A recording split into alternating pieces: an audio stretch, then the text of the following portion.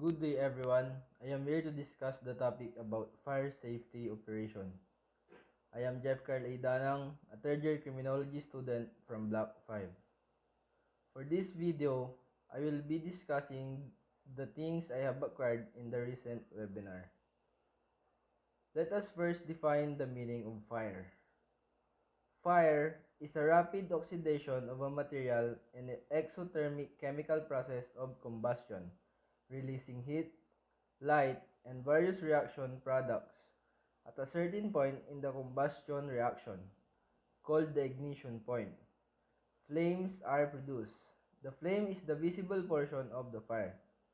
Fire is a deadly. Most people died in fires, died in suffocation by inhaling smoke and toxic gases, carbon dioxide, hydrogen, cyanide, attacks eyes, nose, throat, and lungs. They numb the sense and live 1 days.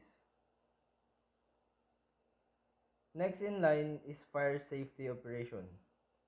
These are set of plans describing actions to be taken in the event of a fire and assigning responsibility for each action. Having effective fire safety procedures and proper training will reduce the injuries and damage caused by fire. The webinar has taught me how important fire prevention is. Important in having knowledge about fire safety procedures.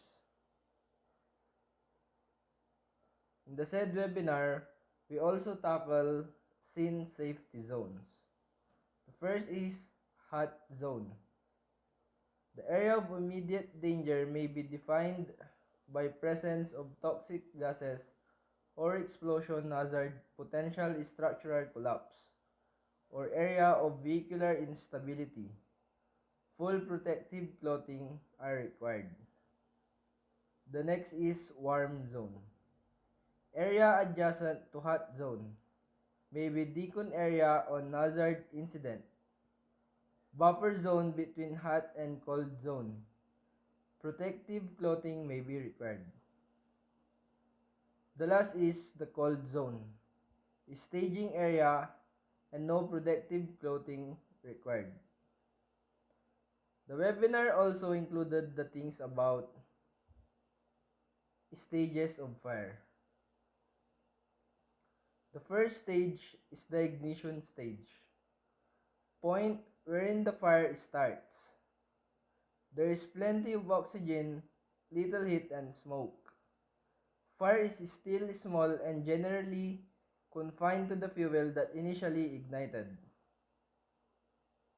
The second stage is the growth stage. Temperature and smoke level increases. Oxygen level decreases. The fuel is already dried out. Hot gases rise to the ceiling and spreads outward the walls. Can be continuous if there is enough fuel and oxygen. The third is the flash over. The transition between growth and fully developed stage. Presence of huge smoke, which indicates the rapid change of situation, may involve exposed combustibles. Increasing level of smoke with decreased visibility. The gases are generated by heat. The next is the fully developed. All combustible materials present are continuously burning. Maximum amount of heat is released. The volume of fire is dependent of the number and size of ventilation openings. Unburned gases begins flowing to adjacent spaces and ignite.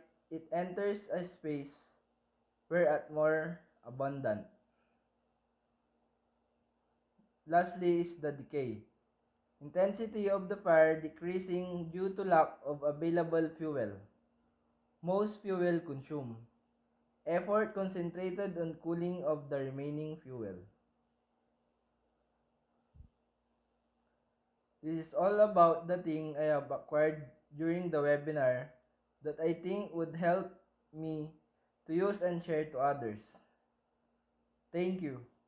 Again, I am Jeff Carl A. Danang, a third year student from Block 5. Stay safe and God bless.